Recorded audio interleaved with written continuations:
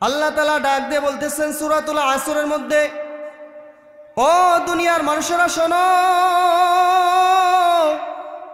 ইন্নাল ইনসানা লাফি খুসর। এই দুনিয়াতে যত মানুষ আছে সমস্ত মানুষগুলো ক্ষতিগ্রস্তর মধ্যে আছে। সমস্ত মানুষগুলো কেমন জানি জাহান্নামের দ্বারপ্রান্তে পৌঁছে গেছে। সমস্ত মানুষগুলো ধ্বংসের মুখে পড়ে গেছে। এটা শোনার পরে হয়তো ভাবতে পারেন আমরাও কি ধ্বংসের প্রান্তে পৌঁছে গেছি কিনা। আল্লাহ তাআলা পরের আয়াতগুলোর মধ্যে বলে দেন, যার ভিতরে 4টা গুণ থাকবে ওই মানুষটা ধ্বংসপ্রাপ্তর মধ্যে নয়। 4টা গুণ। কয়টা গুণ? 4টা গুণ।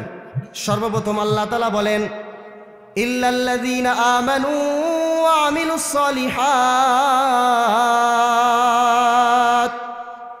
ইল্লাল্লাযীনা আমানু, সর্বপ্রথম গুণ হচ্ছে যারা ঈমান আনছে। মানুষ ঠিক আছে, কিন্তু যদি ঈমান না আনে তাহলে সে কি সফলতা পাবে? চিল্লায় বলেন, পাবে? পাবে না। আল্লাহ তাআলা সর্বপ্রথম গুণটার নাম বললেন ঈমান। যারা ঈমান আনছে তারা ক্ষতিগ্রস্ত নয়, যারা ঈমান আনে নাই তারা হলো ক্ষতিগ্রস্ত। বলতে পারেন ঈমান কি বড় পাওয়ারফুল যন্ত্র। ঈমান হচ্ছে একজন মুমিনের জন্য, একজন মানুষের জন্য, একজন মুসলমানের জন্য এত বড় পাওয়ারফুল একটা অস্ত্র, এত বড় পাওয়ারফুল একটা যন্ত্র, যে ঈমান এত বড় একটা পাওয়ারফুল ধন সম্পদ। একটা মুমিনের কাছে যদি লাখ লাখ কোটি কোটি টাকার সম্পত্তি থাকে, ঢাকার মধ্যে কয়েকতলা বিল্ডিংয়ের বাড়ি থাকে, বিদেশের মধ্যে যদি বেগমপাড়ায় কয়েকটা বাড়ি থাকে, এরপরও ওই মানুষটা আল্লাহ তাআলার দরবারে সফল নয়, ওই মানুষটা ক্ষতিগ্রস্তের মধ্যে রয়েছে। যদি তার ভিতরে ঈমান নামক দৌলতটা থাকে তাহলে আল্লাহ তাআলা বলতেছেন ওই মানুষটা ক্ষতিগ্রস্তের মধ্যে নাই। কারণ আপনি এই দুনিয়াতে আপনার সারা জীবনের ইনকাম দিয়ে যে অর্থ উপার্জন করলেন, যেই বিল্ডিং বানাইলেন, যেই গাড়ি বাড়ি করলেন, যেই সম্পত্তি উপার্জন করলেন, বলেন তো আপনি যেদিন এই দুনিয়া আর মায়া ত্যাগ করে আপনি যখন এই দুনিয়া থেকে পরকালে চলে যাবেন, আপনার সঙ্গে ওই 3খানা কাপড় ছাড়া আর কোনো কিছু দিবে? দিবে না। আপনি এত কষ্ট করে উপার্জন করছে, কেউ বলবে না এই মানুষটা দুনিয়াতে ধনী ছিল, সুতরাং অন্যের বেলায় রিক্সা চালক যখন মারা যায় তারে 3টা কাফন দেয়, সুতরাং এই ব্যক্তি তো ধনাঢ্য ব্যক্তি ছিল, একে একটা কাপড় বাড়ায়া দেয়। কেউ কি দিবে? দিবে না। যেই কষ্ট করে আপনি অর্থ উপার্জন করলেন, একটা টাকাও একটা পয়সাও কিন্তু আপনি কবরে নিয়ে যাবেন না, এবং আপনার আত্মীয় স্বজন, আপনার কলিজার টুকরা সন্তান কিন্তু আপনাকে দিবে না। আপনাকে দাফন দেওয়ার আগেই তো তারা তাদের জমি জমা বাটোয়ারা নিয়ে গন্ডগোল লেগে দিবে, তাহলে আপনাকে আবার কি দিবে? আমার নবী, বিশ্ব নবী, মদিনাওয়ালা নবী জানায় দেয়, কোন মুসলমান যদি সরিষার দানা পরিমাণ ঈমান নিয়ে কবরে যায়, কোন মুসলমান যদি সরিষার দানা পরিমাণ ঈমান নিয়ে কবরে যায়, যদিও তার কোনো ভুলভ্রান্তি হয়ে থাকে, তাহলে জাহান্নামের কিছু আযাব সহ্য করার পরে, কিছু আযাব ভোগ করার পরে আল্লাহ তাআলা ওই সরিষা দানা পরিমাণ ঈমানদারকে এই 10 পৃথিবীর সমান একটা জান্নাত দান করবেন। চিল্লায় বলেন সুবহানাল্লাহ।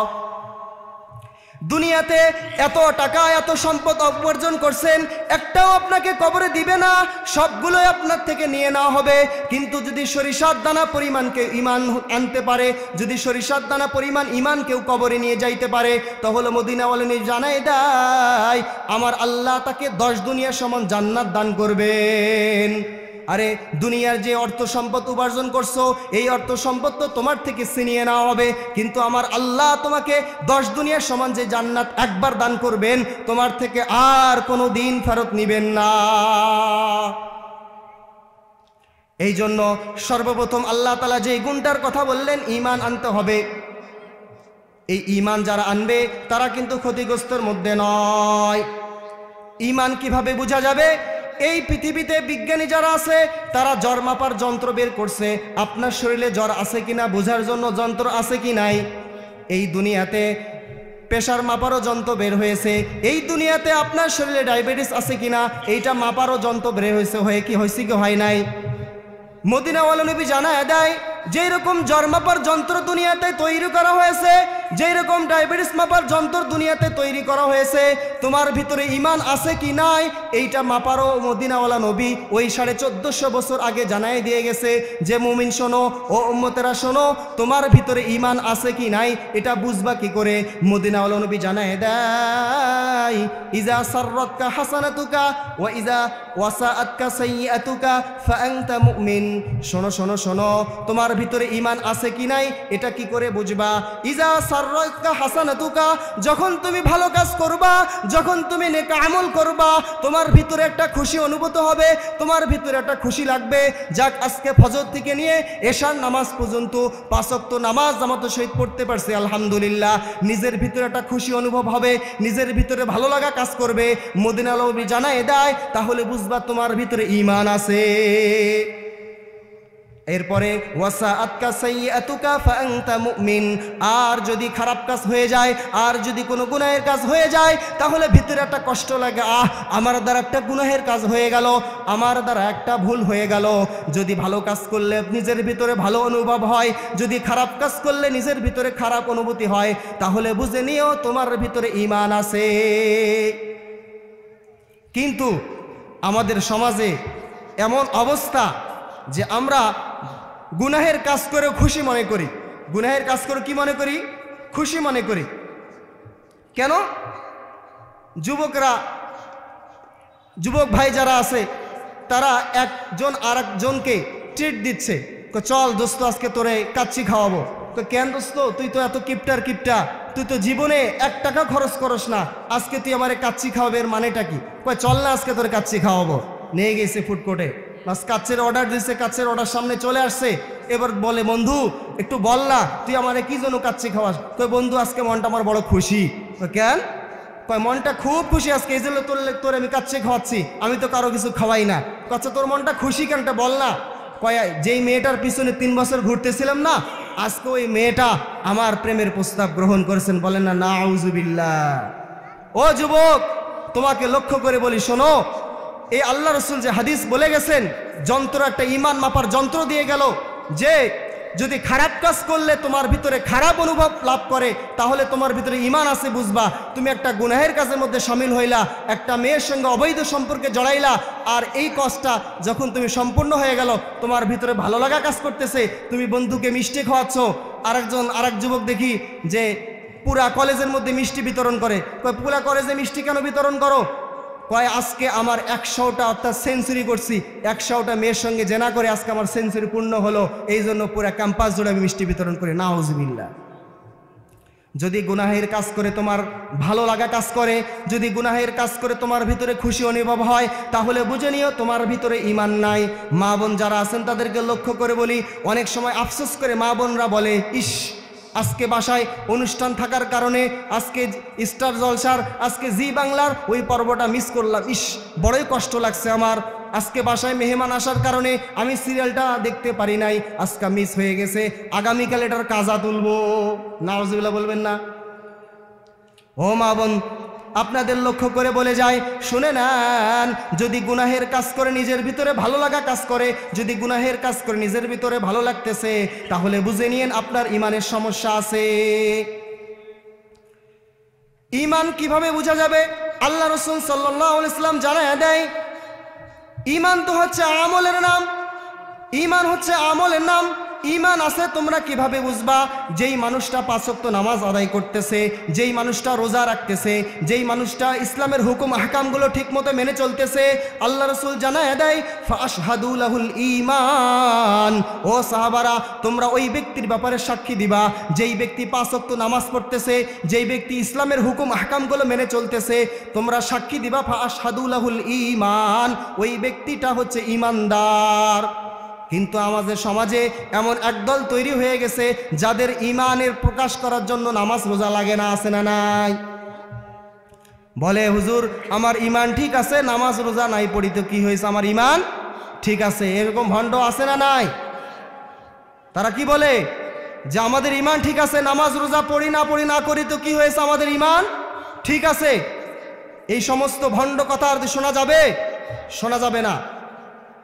তারা আবার এটাও বলে, কিরামান কাতিবিন রোজ হাসরের দিন, ওরে কিরামান কাতিবিন রোজ হাসরের দিন, মাওলার কাছে যদি করে অভিযোগ, আমরা বলবো আমরা বলবো দুনিয়ায় ছিলাম হেলাল বাবার লোক, আমরা বলবো দুনিয়ায় ছিলাম ল্যাংটা বাবার লোক, আমরা বলবো দুনিয়ায় ছিলাম গাঞ্জা বাবার লোক। কথা বলেন ঠিক কি না?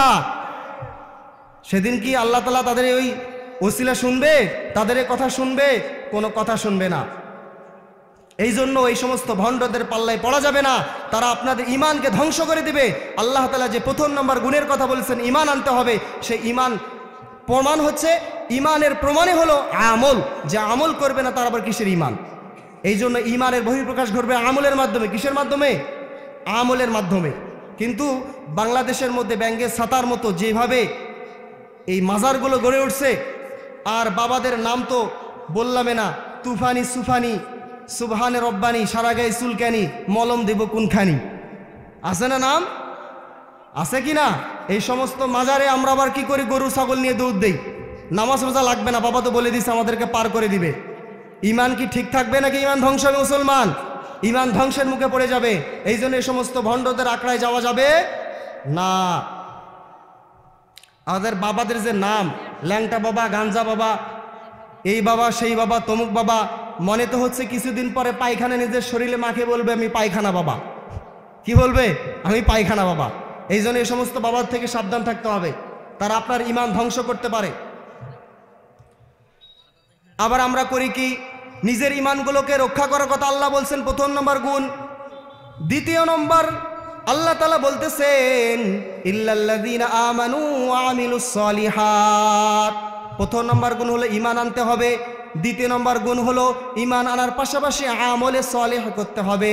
কিন্তু আমরা ঈমান আনতেছি, আমাদের ঈমানটা আমরা বহাল রাখতেছি না। আমরা করি কি? আমরা ঈমান আনগি, আল্লাহকে এক মনে করি, এর দিকে আবার মাজারে গিয়ে সন্তান চাই। এ কথা বলেন ঠিক কিনা? সন্তান চাই না? বাবা কি মাজারে সন্তানের কারখানা খুলে রাখছে যে আপনি চাবেন একটা একটা করে আপনাকে দিবে? যদি বাবার কাছে মান্নত করতে হয় সন্তান চাওয়ার জন্য, তাহলে আমি বলবো কুকুরেরা কোথায় মান্নত করছে যে কুকুরের প্রত্যেক বছর 7-8টা করে বাচ্চা দেয়? কোথায় মান্নত করছে কুকুরেরা? কোন মাজারে? কোনো মাজারে মান্নত করে নাই। আল্লাহ তাআলা পবিত্র কোরআনে ইরশাদ করেন যে ইন্নাল্লাহা লা ইয়াগফিরু আন ইউশরাকা বিহি ওয়া ইয়াগফিরু মা দুনা যালিকা লিমান ইয়াশা।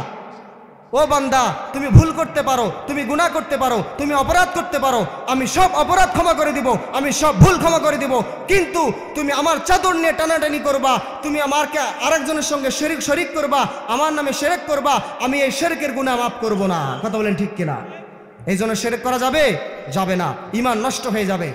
সম্মানিত হাজিরিন, প্রথম নম্বর গুণের কথা আল্লাহ তাআলা বললেন ঈমান আনো। ঈমান আনার পাশাপাশি আমলে সালেহ করতে হবে। কি করতে হবে? আমলে সালেহ করতে হবে। আমাদেরকে ঈমান আনতে হবে সাহাবায়ে কেরাম যেমন ঈমান আনছে। কিন্তু আমরা ঈমান আনার পরে ঈমান নামক যন্ত্রটা ঠিকমতো রাখতে পারি না, ঈমান নামক মহামূল্যবান সম্পদটা ধরে রাখতে পারি না। ঈমান তো আনছে সাহাবায়ে কেরাম। হযরত বেলাল রাদিয়াল্লাহু তাআলা আনহুর ঘটনা আপনারা সকলেই শুনেছেন। হযরত বেলাল রাদিয়াল্লাহু তাআলা উমাইয়ার গোলাম ছিল। হযরত বেলাল রাদিয়াল্লাহু তাআলা মদিনা নবীর কালিমাকে একদিন গ্রহণ করে নিয়েছে। উমাইয়া যখন জানতে পারল যে তার গোলামটা মদিনাওয়ালা নবীর কালিমা গ্রহণ করছে, উমাইয়া এবার আবু জেহেল উতবা শাইবাকে ডাক দিয়ে বলে, ও আবু জেহেল ও উতবা শাইবা শোনো, আমার কালো গোলাম বেলাল ও মদিনাওয়ালা নবীর কালিমা গ্রহণ করছে, এখন কি করা যায় একটা বুদ্ধি পরামর্শ দাও। এবার আবু জাহেল বলে, এই বেলালকে আর শান্তিতে থাকতে দেওয়া যাবে না, এই বেলালকে আর আরামে থাক, সুতরাং এই বেলালের জন্য শাস্তির ব্যবস্থা করে দাও। এবার আবু জেহেল উমাইয়াকে ডাক দিয়ে বলে, ও উমাইয়া শোনো, এই বেলালকে রাত্রিবেলা গাছের লগে বাঁধবা, বাঁধার পরে তুমি কিছুক্ষণ মারবা, এরপর আমি কিছুক্ষণ মারব, যেরকম কথা সেরকম কাজ। বেলাল রাদিয়াল্লাহু তাআলা এক আল্লাহকে যখন মেনে নিয়েছে, রসুলকে যখন এক আল্লাহ রসুল বলে মেনে নিয়েছে, তখন উমাইয়া উতবা শাইবা আবু জেহেলের গায়ে আর সহ্য হয় না। তখন আবু জেহেল বলে, ওই বেলালের গাছের লগে বাঁধো, বেলালকে গাছের লগে বাঁধা হইল।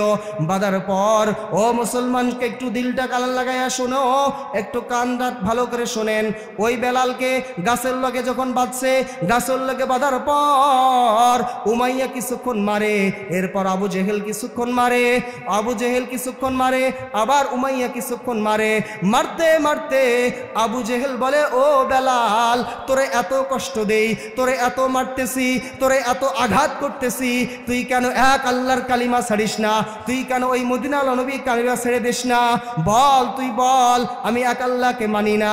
বেলাল ডাক দিয়ে বলে, ও আবু জেহেল শোন, ও উমাইয়া শোন, তোরা আমারে যতই মারিস না কেন, তোরা আমারে যতই আঘাত করিস না কেন, আমি যে এক আল্লাহর কালিমা গলার মধ্যে পড়ছি, আমি যে মদিনার নবীর কালিমা গ্রহণ করছি, আমি যে এক আল্লাহর প্রতি ঈমান আনছি, আমি বেলালকে যদি তোরা মারতে মারতে শহীদ করে দেস, আমি বেলাল ওই কালিমা ছাড়ব না। এইবার আবু জেহেল উমাইয়াকে ডাক দিয়ে বলে, ও উমাইয়া, এইভাবে হবে না, হবে না, বেলালের কষ্টকে আরো বাড়াইতে হবে, বেলালকে আরো কঠিন কঠিন শাস্তি দিতে হবে। উমাইয়া বলে, আচ্ছা কি শাস্তি দেওয়া যায় পরামর্শ করো। আবু জেহেল বলে, আগামীকাল ওই মরুভূমি গরম উত্তপ্ত বালির মধ্যে, ওই সূর্যের তাপের মধ্যে বেলালকে শুয়ে দিতে হবে। এই যে কথা সেই কাজ। পরের দিন বেলালকে নিয়ে গিয়ে ওই মরুভূমির মধ্যে উত্তপ্ত বালির মধ্যে বেলালকে শোয়া দিয়েছে। বেলালকে শোয়া দেওয়ার পর আবু জেহেল বলে, ও উমাইয়া শোনো, আমরা তো এখানে থাকতে পারবো না, সূর্যের তাপ যখন প্রখর হয়ে যাবে, উত্তপ্ত বালিগুলো যখন গরম হয়ে যাবে, তখন হয়তো বেলাল এই কষ্ট সহ্য করতে না পেরে এখান থেকে কোনো নিরাপদ স্থানে চলে যাবে। সুতরাং বড় বড় পাথরগুলো আনো। বড় বড় পাথরগুলো আনা হলো। এরপরে মুসলমান ওই বেলালের উপরে বড় বড় পাথরগুলো চাপা দেওয়া হলো, যাতে করে বেলাল কষ্ট আরো বেশি করে পায়, বেলাল যাতে কষ্ট সহ্য করতে না পেরে এখান থেকে নিরাপদ স্থানে না যাইতে পারে। এই জন্য বড় বড় পাথরগুলো বেলালকে চাপা দেওয়া হলো। ঈমান আনছে তো বেলাল রাদিয়াল্লাহু তাআলা, হাজারো কষ্ট, হাজারো বেদনা, হাজারো যাতনা, এরপরও সে আল্লাহর কালিমা ছাড়ে না। এইভাবে যখন বেলালকে দিনের পর দিন কষ্ট দিতে থাকে, বেলালকে যখন দিনের পর দিন আঘাত করতে থাকে, এই পাশ দিয়ে একবার আবু বকর সিদ্দিক রাদিয়াল্লাহু তাআলা হেঁটে যাচ্ছেন, আর ওই বেলালের দিকে তাকায়া দেখে বেলালকে এইভাবে কষ্ট দেয়। আবু বকর বেলালের কাছে গিয়ে বলে, ও ভাই বেলাল, কি অপরাধ করেছিস রে ভাই, কি ভুল করেছিস রে ভাই, যেই অপরাধের কারণে উমাইয়া তোরে এত কষ্ট দেয়, আবু জেহেল তোরে এত আঘাত করে, কি অপরাধ করেছিস? বেলাল এবার ডাক দিয়ে বলে, ও আবু বকর, আমি কোনো অপরাধ করি নাই, আমি কোনো ভুল করি নাই, আমি শুধু ভুল করেছি এইটাই যে আমি মদিনাওয়ালা নবীর কালিমা গলায় পরে নিয়েছি, আমি এক আল্লাহকে প্রভু বলে স্বীকার করেছি, আমি কোনো মূর্তিকে মানি না, আমি তাদের মূর্তিগুলোকে মানি না, আমি এক আল্লাহর ইবাদত করতেছি, আমি মদিনাওয়ালা নবীর কালিমা গলায় পড়ছি। আর এইটা দেখার পর আমার মুনিব, আমার মালিক উমাইয়ার সহ্য হয় না, তার বন্ধু বান্ধব আবু জেহেল উতবা সাইবার সহ্য হয় না, এই জন্য আমাকে এত কষ্ট দেয়।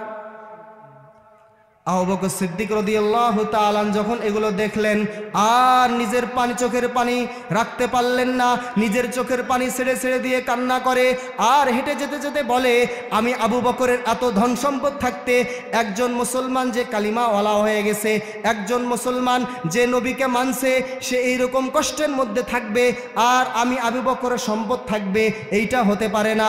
এইবার আবু বকর আবু জেহেল উমাইয়াকে ডাক দিয়ে বলে, ও উমাইয়া, এই যে গোলাম তোর বেলাল, এই বেলালকে তোরা এত মারতেছিস, এত আঘাত করতেছিস কালিমা গ্রহণ করার কারণে, ঈমান আনার কারণে, এক আল্লাহকে আল্লাহ বলে স্বীকার করার কারণে। আচ্ছা বলতো, বল কত দিরহাম লাগবে, কত দিনার লাগবে বল, আমি আবু বকর অত দিরহাম দিয়ে দিব, কত দিনার লাগবে আমি আবু বকর দিয়ে দিব, তবুও তোরা বেলালকে মারিস না, আমি বেলালকে ক্রয় করিয়া আজাদ করে দিতে চাইছিলেন। বলেন সুবহানাল্লাহ। এবার আবু বকর সিদ্দিক রাদিয়াল্লাহু তাআলা উমাইয়ার সঙ্গে কথা বলার পর বেলাল রাদিয়াল্লাহু তাআলা আনকে ক্রয় করে নিয়ে সঙ্গে করে মদিনাওয়ালা নবীর দরবারে চলে গেলেন। মদিনাওয়ালা নবীর দরবারে চলে গিয়ে বেলালকে আল্লাহ রাসূল সাল্লাল্লাহু আলাইহি ওয়াসাল্লামের দরবারে উপস্থিত করলেন।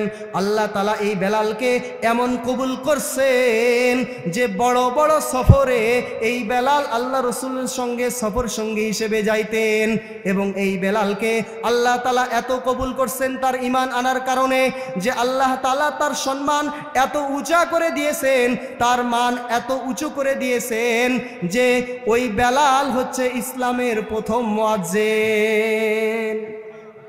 সুবহানাল্লাহ। তো ঈমান আনতে হবে এইরকম বেলাল রাদিয়াল্লাহু তাআলার মতো, সাহাবায়ে মতো। আমাদের ঈমান তো কচু পাতার পানির মতো টলমল টলমল করে, কখন যেন পানি পড়ে যায়, ঈমানটা নষ্ট হয়ে যায়। এইরকম ঈমান আনতে হবে যেরকম সাহাবায়ে কেরামরা আনছে। কিন্তু সম্মানিত হাজিরিন, আপনাদেরকে আমি জোর গলায় বলতে চাই যে বিশেষ করে পুরা বাংলাদেশের মধ্যে আমাদের উত্তরবঙ্গে এই দিনাজপুর, পঞ্চগড়, ঠাকুরগাঁও, নীলফামারী এই কয়েকটা জেলার মধ্যে শকুনের চোখ পড়েছে। কিসের চোখ? শকুনের চোখ পড়েছে। বিশেষ করে উত্তরবঙ্গের এই কয়েকটা জেলার মধ্যে আমাদের ধর্মপ্রাণ যারা মুসলমান আছি, আমরা সাধারণ যারা জনতা আছি, আমাদের ঈমানকে ধ্বংস করার জন্য কয়েকটা গ্রুপ কাজ করতেছে। সেই গ্রুপগুলো থেকে আপনাদেরকে হেফাজত করতে হবে যদি আপনারা ক্ষতিগ্রস্তের মধ্যে না চান। মনে আছে তো? 4টা গুণ। কয়টা গুণ? 4টা গুণ। কিন্তু সম্মানিত হাজিরিন, আমাদের এই ঈমানগুলোকে ধ্বংস করার জন্য পায়তারা করতেছে ভণ্ড মাজারি যারা পূজা করে, যারা ভণ্ড মাজারের সঙ্গে সম্পর্ক রাখে, এই সমস্ত মাজার পূজারী যারা আছে, তারা আমাদের ঈমান আমলগুলো ধ্বংস করার পায়তারা করতেছে। সেগুলো থেকে আমাদেরকে সাবধান থাকতে হবে। এরপরে বিশেষ করে আমাদের উত্তরবঙ্গ, এই দিনাজপুরের যারা মুসলমান ধর্মপ্রাণ মুসলমান আছি, আমাদের পঞ্চগড়, ঠাকুরগাঁও, নীলফামারী এই সমস্ত মুসলমানদের উপরে খ্রিস্টান মিশনারিরা তাদের এজেন্ডা বাস্তবায়ন করার জন্য বিশেষভাবে গ্রুপিং করে প্রত্যেকটা গ্রামে, প্রত্যেকটা ফ্যামিলিতে, প্রত্যেকটা সদস্যকে তারা কালেক্ট করতেছে, তারা খ্রিস্টান বানানোর পায়তারি চালাচ্ছে। এগুলো থেকে আমাদের মুসলমান সাবধান থাকতে হবে। ও যুবক, তোদেরকে সাবধান করে বলে যায়, আর ঘুমানোর সময় নাই। ও বৃদ্ধ বাবারা, আর সুযোগের সময় নাই। পর্দার আড়ালে মা ও বোনেরা, আর সময় নাই। আমাদেরকে খ্রিস্টান বানানোর জন্য, আমাদের সাধারণ জনতাকে খ্রিস্টান মুখী করার জন্য তাদের বাস্তবায়ন এজেন্ডা তারা বাস্তবায়ন করার চেষ্টা চালাচ্ছে। আমাদেরকে পরিপূর্ণ সতর্ক থাকতে হবে। আমাদেরকে এক আওয়াজে, একই তালে তাকবীরের ধ্বনি দিতে হবে, যাতে করে কোনো বাতিল আমাদের এদের বাংলা জমিনে আর যেন মাথা উঁচা করে না দাঁড়াতে। বলেন চিল্লা, বলেন ঠিক কিনা? কারণ যতবার এই বাংলার জমিনে নাস্তিকরা মাথা চাড়াতে উঠেছে, তৌহিদি জনতা যখন আল্লাহু আকবার ধ্বনিতে তাকবীর দিয়েছে, সমস্ত নাস্তিক এই বাংলার জমিন থেকে লেজ গুটিয়ে পালাতে বাধ্য হয়েছে। ঠিক কিনা? নাস্তিকতা নিপাত যাক, দিন ইসলাম জিন্দাবাদ। নাস্তিকতা নিপাত যাক, দিন ইসলাম জিন্দাবাদ। নাস্তিকতা নিপাত যাক, দিন ইসলাম জিন্দাবাদ। কুটিবনের একই আওয়াজ, খোদার দহি ছাড় পাবে না, এই বাংলায় ঠাঁই হবে না। খোদার দহি ছাড় পাবে না, এই বাংলায় ঠাঁই হবে না। মুসলমানরা জেগেছে আজ। জোর কদমে সামনে চলো, বজ্র কণ্ঠে আওয়াজ তোলো। জোর কদমে সামনে চলো, বজ্র কণ্ঠে আওয়াজ তোলো। একই মিলে, সবাই মিলে দাও না স্লোগান, নারায়ে তাকবীর, নারায়ে তাকবীর। দিন ইসলাম, দিন ইসলাম জিন্দাবাদ, জিন্দাবাদ, জিন্দাবাদ, জিন্দাবাদ। মুসলমানের জন্য এদেশের হয়েছে জন্ম, ইসলামেরই জন্য এদেশের হয়েছে জন্ম। ইসলামের বিরুদ্ধে গেলে দেশ হবে ভিন্ন। ইসলামেরই জন্য দেশের হয়েছে জন্ম, ইসলামের বিরুদ্ধে গেলে দেশ হবে ভিন্ন। ইসলামের বিরুদ্ধে যারা নিয়েছে অবস্থান, ইসলামের বিরুদ্ধে যারা নিয়েছে অবস্থান, এই বাংলায় ঠাঁই হবে না, যাও হিন্দুস্তান। কথা বলেন ঠিক কিনা? তারা বলেছিল আলেমরা রাজাকার, তারা বলেছিল আলেমরা সন্ত্রাসী, তারা আলেমদেরকে জেলখানার মধ্যে পুরে তিলে তিলে আল্লামা দেলোয়ার হোসেন সাইদি এই কোরআনের পাখিকে তারা জেলখানায় বন্দি করে, তারা মিথ্যার নাটক সাজিয়ে তারা এই জমিন থেকে শহীদ করে দিয়েছেন। কথা বলেন ঠিক কিনা?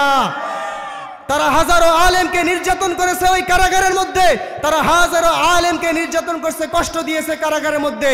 তারা বলেছিল এরা রাজাকার, এরা পাকিস্তানি। আজকে প্রমাণ হয়ে গেছে কারা হিন্দুস্তানি আর কারা রাজাকার। চিল্লা বলেন ঠিক কিনা?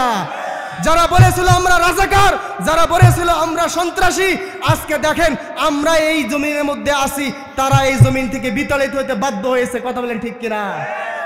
এই জন্য মুসলমান, আপনাদের পায়ে হাত রেখে বলে যায়, যদি আপনাদের কেউ কাছের অভিভাবক থেকে থাকে, যদি প্রকৃত আপনাদের কেউ অভিভাবক থাকে, তাহলে একমাত্র ওলামায়ে একরাম রয়েছে। এই জন্য সব সময় আপনারা ওলামায়ে একরামের তত্ত্বাবধানে চলার চেষ্টা করবেন। একমাত্র অভিভাবক হচ্ছে আপনাদের ওলামায়ে একরাম, যারা আপনাদেরকে সব সময় সঠিক পথে নির্দেশ দিয়ে যাচ্ছে। সম্মানিত হাজিরিন, শেষ করে দেব। আমাদের কথা চলতেছিল 4টা গুণ থাকা অবস্থায় তারা ক্ষতিগ্রস্ত হবে না। 1 নম্বর হচ্ছে কি? যারা ঈমান আনবে, ইল্লাল্লাযিনা আমানু। 2 নম্বর হচ্ছে যারা আমলে সালেহ করবে। আমলে সালেহ করতে হবে, নেক আমল করতে হবে। আমল বেশি করা লাগবে না। আল্লাহ রাসূল হাদিসে জানায় দেয়, আখলিস দীনাকা ইয়াকফিকাল আমালুল কলিল। বান্দা খালেস নিয়তে সুন্দরভাবে খুজুর সহিত সুন্দরভাবে অল্প আমল করবা, এটাই আমার জন্য যথেষ্ট হয়ে যায়, বেশি আমল দরকার নাই। আল্লাহ তাআলা সুরত দেখেন, আল্লাহ আমল দেখেন। আল্লাহ রাসূল জানায় দেয়, ইন্নাল্লাহা লা ইয়ানজুরু ইলা সুওয়ারিকুম ওয়ালাকিন ইয়ানজুরু ইলা কুলুবিকুম ওয়া আমালিকুম। আল্লাহ তাআলা চেহারা দেখেন না, কার চেহারা কত সুন্দর আর কার চেহারা কত কালো। আল্লাহ তাআলা এটাও দেখেন না কে ধনী আর কে গরিব। আল্লাহ তাআলা কলব দেখেন, হৃদয় দেখেন, যে কে আমার জন্য ইবাদত করতেছে, কে আমার জন্য ভালো কাজগুলো করতেছে। এই জন্য 2 নম্বর গুণ থাকা লাগবে, নেক আমল করতে হবে। 3 নম্বর, অন্যকে নেক আমলের দিকে আহ্বান করতে হবে, অন্যকে ভালো কাজের দিকে আহ্বান করতে হবে। কারণ আল্লাহ রাসূল হাদিসের মধ্যে ইরশাদ করেন, আলা কুল্লুকুম রাঈন ওয়া কুল্লুকুম মাসউলুন আন রাইয়াতিহি। প্রত্যেক মানুষই হচ্ছে অভিভাবক, প্রত্যেকের অভিভাবক সম্পর্কে কিয়ামতের দিন জিজ্ঞাসা করা হবে। আপনি বাবা, আপনি সন্তানের অভিভাবক, আপনি নেতা সমাজের, আপনার সমাজের সবার অভিভাবক, আপনি চেয়ারম্যান, আপনি ওই ইউনিয়নের অভিভাবক, আপনি মেম্বার, আপনি ওই ওয়ার্ডের অভিভাবক, আপনি উপজেলা চেয়ারম্যান, আপনি উপজেলার অভিভাবক। এই জন্য প্রত্যেকের জায়গা থেকে অভিভাবক, সবাইকে জিজ্ঞেস করতে হবে। এই জন্য সকলকে কি করতে হবে? ওয়াতাওয়াসাউ বিল হক, সত্যের পথের দিকে সবাইকে ডাকতে হবে। শুধু নিজে বাঁচলে হবে না, শুধু নিজে বাঁচলে হবে না। আপনি জান্নাতে যাবেন আর আপনার স্ত্রী জাহান্নামে যাবে, আল্লাহ এটা পছন্দ করেন না। আপনি নামাজ পড়তেছেন, আপনার স্ত্রীকে ডাক দেন নামাজ পড়ার জন্য। আপনি জান্নাতে যাবেন আর আপনার এক ভাই জাহান্নামে যাবে, এটা হবে না। আরেকজনকে সাথে নিয়ে জান্নাতে যেতে হবে। কথা বলেন ঠিক কিনা? 3 নম্বর গুণ, সর্বশেষ গুণ বলে আমি শেষ করে দেব। সর্বশেষ গুণ হচ্ছে সবর করতে হবে। ওয়াতাওয়াসাউ বিল হাক্কি ওয়াতাওয়াসাউ বিস সবর। ধৈর্য ধারণ করতে হবে মুসলমান। সবর আলা তাআত, সবর আনিল মাসিয়া। এই ইবাদত বন্দেগীগুলো করার জন্য কষ্ট হয় কি হয় না? এই যে শীতের রাত চলতেছে, ফজর নামাজ যখন পড়তে উঠবেন, এই যে গরম গরম কম্বল আর লেপের নিচ থেকে পা বের করে এই ঠান্ডা পানি দিয়ে উজু করতে কষ্ট হয় কি হয় না? এটার উপর সবর করতে হবে, ধৈর্য ধারণ করতে হবে। আল্লাহ তাআলা আমাদেরকে এই ধৈর্য ধারণ করলে যে নেকি দিবেন, সব দিবেন, এই জন্য ধৈর্য ধারণ করতে হবে। এর যাজা একদিন আল্লাহ আমাদেরকে দিবেন। এরপরে গুনাহ থেকে বাঁচার জন্য ধৈর্য ধারণ করতে হবে। কথার কথা, আপনি একটা ঘরে আছেন, একটা মহিলা আছে, নারী আছে, কেউ নাই, আপনি সুযোগ পাইছেন, তাকে ইচ্ছা করলে আপনি আপনার যে খারাপ মতলব এটা পূরণ করতে পারবেন। এখান থেকে আপনাকে ধৈর্য ধারণ করতে হবে, গুনাহ কাজে যাওয়া যাবে না। এখানে কেউ দেখতেছে না, আপনি একাই, কেউ দেখবে না। দেখতেছেন কে? চিল্লা বলেন, কে দেখেন? দুনিয়ার কেউ দেখে না, দেখেন কে? আল্লাহ দেখেন। এই জন্য ইবাদত বন্দেগী করার ক্ষেত্রে ধৈর্য ধারণ করতে হবে। গুনাহ যেন আমার দ্বারা না হয়, সেখান থেকে নিজেকে ধৈর্য ধারণ করে রাখতে হবে, আমার যেন কোনো গুনাহ না হয়। এজন্য আমি যেই সংক্ষিপ্ত আলোচনা করলাম, আমার জন্য সকলে দোয়া করবেন। যদি কোনো ভুলভ্রান্তি হয়ে থাকে ক্ষমা সুন্দর দৃষ্টিতে তাকাবেন, এবং আমি আপনার জন্য দোয়া করি। এই বলে আমি আমার বক্তব্য শেষ করতেছি। ওয়া আখির দাওয়ানা আনিল হামদুলিল্লাহি রাব্বিল আলামিন। আসসালামু আলাইকুম ওয়া রাহমাতুল্লাহি ওয়া বারাকাতুহু।